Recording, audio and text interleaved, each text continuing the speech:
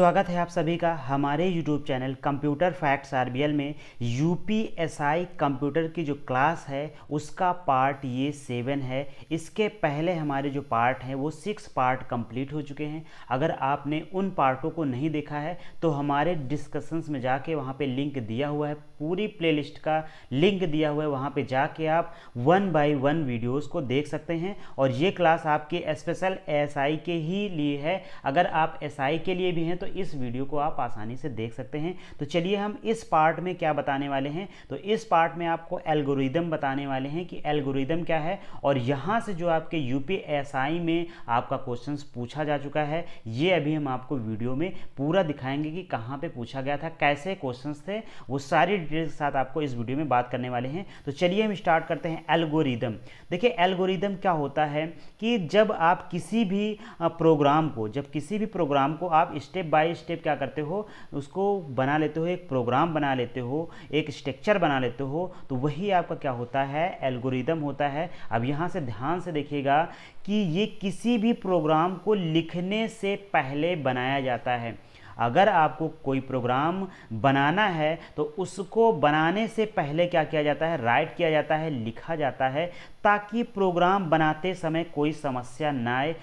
Algorithm किसी भी समस्या को स्टेप बाय स्टेप सॉल्व करता है। जैसे यहाँ पे बहुत सारे एग्जांपल हो सकते हैं। जैसे आपको कोई कार्य करना है, जैसे आपका जो है एएसआई की तैयारी करनी है, तो आप एएसआई की कैसे तैयारी करोगे कि जो है आप डायरेक्ट कुछ ना कुछ पर डे पढ़ोगे, या फिर एक टाइम टेबल बना लोगे कि हिंदी कब पढ़ना है, कंप्यूटर की क्लासेस कब पढ़नी है, मैथ्स कब करना है। अगर आप क्या कर लोगे, एक सीक्वेंस बना लोगे, तो आपको पढ़ाई में कोई भी समस्या नहीं होगी। आप जब पढ़ाई करोगे, आप जब एग्ज़ाम दोगे, तो उसमें कोई भी समस्या आने वाली नहीं है। तो चलिए हम इसका एग्जाम्पल बताते हैं। जैसे आपको स्कूल 10 बजे से जाना है, जैसे आपको स्कूल 10 बजे जाना है, तो आप क्या करेंगे। सबसे पहले अगर आप स्टेप बाय स्टेप आप इनका तरीका नहीं बनाते हैं, तब आपके लिए समस्या होती है। जैसे आपको 10 बजे स्कूल जाना है, तो सबसे पहले आपको करना क्या होगा कि 8 AM पर आपको तैयार हो जाना है। क्या हो जाना है, 8 AM पर आपको 8 बजे तैयार हो जाना है। उसके बाद दूसरा जो स्टेप होगा नाश्ता करने का, आप नाश्ता कर लेंगे, आप उसके बाद नाश्ता कर लेंगे, फिर आप 9 बजे वाली क्या पकड़ लेंगे, बस पकड़ लेंगे। हाँ, अब यहाँ पे आप दूरी आपके अकॉर्डिंग हो सकती है कि अगर आप दूरी पास है या फिर आपकी दूरी जो है स्कूल की ज़्यादा है, ये आपके अनुसार ही हम आपको एग्जाम्पल के तौर पे बता रहे हैं। अगर उसके बाद अगर आपने बस पे चढ़ लिया है, बस पकड़ ली है, तो आप 10 बजे तक स्कूल पहुँच जाएंगे, ये श्योरिटी है। तो ये पूरा आपका क्या बन गया, ये आपका एल्गोरिदम बन गया। ये क्या बन गया, एल्गोरिदम बन गया। इसे हम क्या बोलते हैं, एल्गोरिदम। एक बार फिर से बात करते हैं एल्गोरिदम की। तो एल्गोरिदम क्या होता है, किसी भी प्रोग्राम को लिखने से पहले जो बनाया जाता है, ये किसी प्रोग्राम से जो है, ये किसी प्रोग्राम को लिखने से पहले क्या किया जाता है, बनाया जाता है। और ताकि आपको प्रोग्राम बनाते समय कोई भी समस्या का सामना ना करना पड़े, उसे स्टेप बाय स्टेप हम क्या कर सकते हैं, सॉल्व कर लेते हैं। चलिए आगे देखते हैं फ्लो चार्ट क्या होता है। देखिए फ्लो चार्ट आपके एग्जाम में क्वेश्चंस पूछा जा चुका है यूपीएसआई 2018 में। देखिए ये क्या होता है कि यह एक प्रकार का क्या होता है, प्लान होता है। यह क्या होता है, एक प्रकार का प्लान होता है। जब प्रोग्राम लिखा जाता है, यहाँ पे थोड़ा सा मिस्टेक है टाइप करते हुए, प्रोग्राम लिखा जाता है, यह प्रोग्रामर के लिए रोड मैप की तरीके से क्या करता है, काम करता है। जैसे प्रोग्रामर आपका क्या हो, जैसे आपका रोड मैप होता है, उसी तरीके से जिसे आप आसानी से किसी भी, आप जैसे मान लीजिए आपका एग्जाम सेंटर लखनऊ बनता है, या फिर किसी भी स्टेट में बनता है, या किसी भी डिस्ट्रिक्ट में बनता है, तो आप क्या करते हो, मैप के द्वारा वहाँ पे आसानी से पहुँच सकते हो। उसी प्रकार जो आपका फ्लो चार्ट होता है, वो जो प्रोग्रामर होता है, प्रोग्रामर के लिए एक रोड मैप के तरीके से काम करता है। इसे हम क्या बोलते हैं, तो इसे हम फ्लो चार्ट बोलते हैं। आगे बात करते हैं, फ्लो चार्ट के प्रमुख जो है चिन्ह हैं। ये चिन्ह आपके एग्जाम में पूछे जा चुके हैं और पूछे जाने की बहुत संभावना है। तो चलिए हम देखते हैं कौन कौन से सिंबल हैं। तो अगर आपको सिंबल इस तरीके से बन के आ जाए, यानी कि इस तरीके से, तो ये आपका जो सिंबल होता है इसको हम दो स्थान पे यूज़ करते हैं। पहला तो स्टार्ट करने के लिए और दूसरा इसको स्टॉप करने के लिए या फिर एंड करने के लिए इसका यूज़ किया जाता है। अगर हम फंक्शन की बात करें तो फंक्शंस में ये पहले स्टार्टिंग में यूज होगा और यहाँ पे एंड में यूज होगा। इसका मतलब है इसको प्रोग्राम को स्टार्ट करने के लिए और प्रोग्राम को क्लोज करने के लिए हमें ये वाला सिंबल यूज़ करते हैं। इसको हम क्या बोलते हैं, इसको हम बोलते हैं स्टार्ट या फिर एंड बटन या फिर क्लोज बटन। अब यहाँ पे बात करते हैं तो ये आपका कौन सा होता है, तो इनपुट आउटपुट बॉक्स होता है। इसको क्या बोलते हैं, इनपुट आउटपुट बॉक्स बोलते हैं। जैसे आपने यहाँ पे दे दिया a बराबर 5 और b बराबर आपने दे दिया 6 दे दिया। अब उसके बाद यहाँ पे क्या होगी, यहाँ पे प्रोसेसिंग होगी। इसको हम क्या बोलते हैं, प्रोसेसिंग बॉक्स बोलते हैं। ये कौन सा बॉक्स होता है, तो प्रोसेसिंग का मतलब है प्रक्रिया करने वाला बॉक्स बनेगा। उसके बाद हम अगर बात करते हैं तो ये आपका कौन सा बॉक्स होता है, तो ये आपका डायमंड बॉक्स होता है या फिर डिसीजन बैक बॉक्स होता है। यहाँ पे हम डिसीजन लेते हैं, यस या नो के डिसीजन यहाँ पे हम लेते हैं। कंडीशन यस होगी या कंडीशन आपकी नो होगी, तो ये आपका टोटल जो बॉक्स है ये वाला बॉक्स, इसको हम बोलते हैं डायमंड बॉक्स या फिर इसको डिसीजन बॉक्स हम बोलते हैं। इसका फंक्शन हो जाएगा कि अगर आपको यहाँ पे 4 ग्रेटर देन अगर यहाँ पे 5 दिया हुआ है तो या तो ये फंक्शंस आपका नो होगा या फिर यस होगा। तो यहाँ पे जो आपका डिसीजन होगा वो हो जाएगा नो। क्यों, क्योंकि आपका जो 4 है वो 5 से क्या है, छोटा है, लेकिन यहाँ पे सिंबल इंडिकेट कर रहा है बड़ा के लिए। तो आपको यहाँ पे डिसीजन जब आप लेंगे तो ये ऑटोमेटिकली आपको क्या कह देगा, ये आपको नो कह देगा। इसको डिसीजन मेकिंग बॉक्स बोलते हैं। आगे हम बात करते हैं तो उसके बाद ये आपकी एरो की आती है या फ्लो लाइन आती है। ये जो आपकी होती हैं फ्लो लाइन होती हैं, ये फिर आपकी ये भी फ्लो लाइन होती है। इसको हम फ्लो लाइन या फिर हम एरो भी बोलते हैं, आप समझ सकते होंगे। उसके बाद हम यहाँ पे आपको बता रहे हैं, एग्जाम्पल दे रहे हैं। एग्जाम्पल में आपको थोड़ा सा यहाँ पे छोटा कर देते हैं, उसके बाद यहाँ पे आपको पूरी तरीके से समझाएंगे। तो देखिए, सबसे पहले आप किसी भी प्रोग्राम को यहाँ पे स्टार्ट कर रहे हैं तो ये आपका स्टार्ट बटन बन गया, हमने बताया था इसको स्टार्ट बटन बोलते हैं। उसके बाद आपने इनपुट दे दिया, इनपुट बॉक्स आप देख लीजिए ध्यान से कैसे बना हुआ है। अब यहाँ पे देखिए इनपुट में दिया है a बराबर 10 और b बराबर आपका 9 दिया है, c बराबर 0, यानी कि c की वैल्यू आपको कैलकुलेट करनी है। अब यहाँ पे देखिए, यहाँ पे किया क्या गया है कि c equal a plus b। अब यहाँ पे ध्यान दीजिएगा, जो आपका a है वहाँ पे वैल्यू क्या है, तो a की वैल्यू कितनी है, 10 है। अब यहाँ पे देखिएगा b की वैल्यू क्या है, तो प्लस लगाएंगे, b की वैल्यू कितनी है, 9 है। अब यहाँ पे जो c की वैल्यू होगी वो कितनी हो जाएगी, तो 19 आपकी c की वैल्यू यहाँ पे स्टोर हो जाएगी। यहाँ पे c की वैल्यू 19 स्टोर हो जाएगी। अब जब आप प्रिंट करवाएंगे c को, जब आप प्रिंट करवाएंगे c को, तो c के स्थान पे जो वैल्यू होगी वो प्रिंट करके दे देगा। तो यहाँ पे आपका जो फाइनल रिजल्ट होगा वो 19 आपका होगा।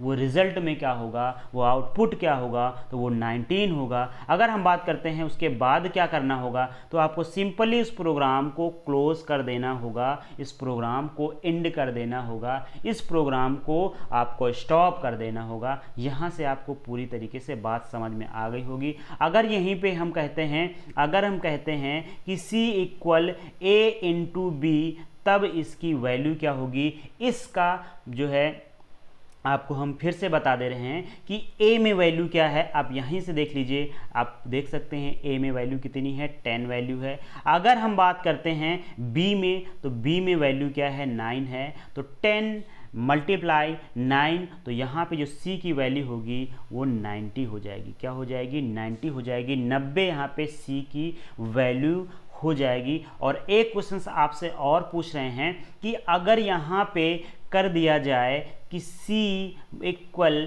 a माइनस बी, क्या कर दिया जाएगा, a माइनस बी, तो इसका जो राइट आंसर होगा वो हमारे कमेंट बॉक्स में छापना है। ये आप नोट कर लीजिए कि इसका आंसर क्या होगा, आप हमारे कमेंट बॉक्स में ज़रूर जवाब दीजिएगा। अगर आपको ये बातें समझ में आई तो आप कमेंट बॉक्स में ज़रूर इसका आंसर बताएंगे कि सी में जो वैल्यू प्रिंट होगी वो कितनी वैल्यू प्रिंट होगी। आगे हम बात करते हैं कि ये जो आपका क्वेश्चंस आया है ये आपका क्वेश्चन से इम्पॉर्टेंट है, क्योंकि ये क्वेश्चंस आपका पूछा जा चुका है, ये क्वेश्चंस पूछा जा चुका है। और ये भी देख लीजिए, इसका आप आंसर बिल्कुल आसानी से बताएंगे, और ये यूपीएसआई 2018 में क्वेश्चंस पूछा जा चुका है।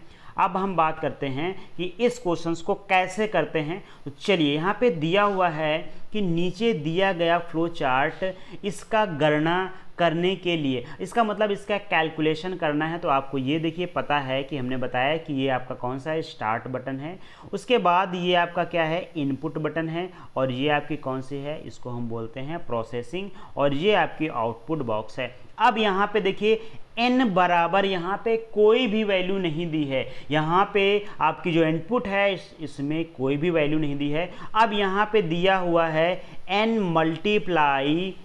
Multiply n। अब यहाँ पे आप बताइए आंसर क्या होगा। अब यहाँ पे ध्यान दीजिएगा, अगर आपसे सिंपली मैथ्स में पूछा जाए कि x मल्टीप्लाई x, तो इसका मान बताइए, तो आप क्या बताएंगे, वहाँ पे बताएंगे x स्क्वायर। वहाँ पे आप क्या बताएंगे, एक्स स्क्वायर। अब आपसे पूछा जाता है 4 मल्टीप्लाई 4, तो आप डायरेक्टली वहाँ पे क्या बताते हैं, वहाँ पे 16 बताते हैं, या फिर 4 की पावर आप क्या बताते हैं, 2 बताते हैं। अब यहाँ पे आप आंसर बताइएगा कि इसमें से कौन सा आंसर सही होगा, n की पावर 3, या n की पावर 2, या n की पावर 5, या n की पावर 8। हाँ, आपका जो आंसर है वो बिल्कुल सही है, क्योंकि n मल्टीप्लाई n का मतलब होगा n की पावर 2। क्या हो जाएगा, n की पावर 2, इसका मतलब हो जाएगा n स्क्वायर हो जाएगा। अगर यहाँ पे n मल्टीप्लाई n हो जाए, n मल्टीप्लाई n, उसके बाद फिर से n मल्टीप्लाई 3 बार मल्टीप्लाई हो जाए, तो यहाँ पे जो आंसर होगा वो n की पावर 3 हो जाएगा। अगर इसी को हम 5 बार कर देंगे, 5 बार n multiply n multiply n multiply n, तो यहाँ पे क्या आंसर आपका हो जाएगा, n की पावर यहाँ पे 5 हो जाएगा। अगर आपको बातें समझ में आ रही हैं तो आप हमारी वीडियोस को ज़रूर लाइक करिए, सब्सक्राइब करिए, और अपने फ्रेंडों के साथ ज़रूर शेयर करिए, क्योंकि कंप्यूटर की जो क्लासेस हैं वो हम यूपीएसआई स्पेशल के लिए ही बना रहे हैं। ये वीडियोस आपको बहुत मुश्किल होगा यूट्यूब पर मिलने के लिए, और ये वीडियोस आपको बहुत सारी बुकों का जो कलेक्शन है सिलेबस के अकॉर्डिंग है, वो हम आपको पूरा खोज के और किसी तरीके से पूरा जो है सिलेबस कराने की कोशिश करते हैं। देखिए, पहले कंप्यूटर की जो क्लासेस हमारी होंगी वो पूरी बेसिकली रूप से कंप्लीट करवाने वाले हैं, उसके बाद हम एडवांस क्वेश्चंस, ऑब्जेक्टिव क्वेश्चंस लेके आने वाले हैं। जैसे हमारा ये कंप्यूटर की क्लासेस कंप्लीटली हो जाएंगी तो आपकी जो रीजनिंग होगी उसको भी करवाने की हम पूरी कोशिश करेंगे। आपका जो एग्ज़ाम है वो हमारे हिसाब से जो है जो देखा जा रहा है तो नवंबर में आपका एग्ज़ाम होने के लिए प्रस्तावित हुआ है। आपका जो एग्ज़ाम है वो नवंबर से स्टार्ट हो जाएगा। अगर हम बात करते हैं एसआई की, तो एसआई का जो एग्ज़ाम है वो आप लोग सभी लोगों को पता है कि वो अक्टूबर से नवंबर के बीच में हो जाएगा। जैसे आपका एसआई का एग्ज़ाम हो जाएगा उसके बाद ही आपका एएसआई का एग्ज़ाम लग जाएगा और आपका एएसआई का जो एग्ज़ाम है वो ज़रूर होगा। अगर आपको वीडियो अच्छी लगी है तो लाइक सब्सक्राइब जरूर करिएगा। Thank you for watching. मिलते हैं आपको नेक्स्ट वीडियो में। और एक बात और बता देते हैं, अगर आप यूपीएसआई के ग्रुप में जुड़ना चाहते हैं तो हमारे चैनल पे एक लिंक दिया हुआ है, वहाँ पे जाके उस ग्रुप पे जुड़ सकते हैं, या फिर हमारे जो है आप इस जो है वीडियो में कमेंट कर सकते हैं कि हमें ग्रुप में ऐड होना है, तो हम आपका नंबर ग्रुप में आसानी से ऐड कर देंगे। Thank you for watching. मिलते हैं आपको नेक्स्ट वीडियो में।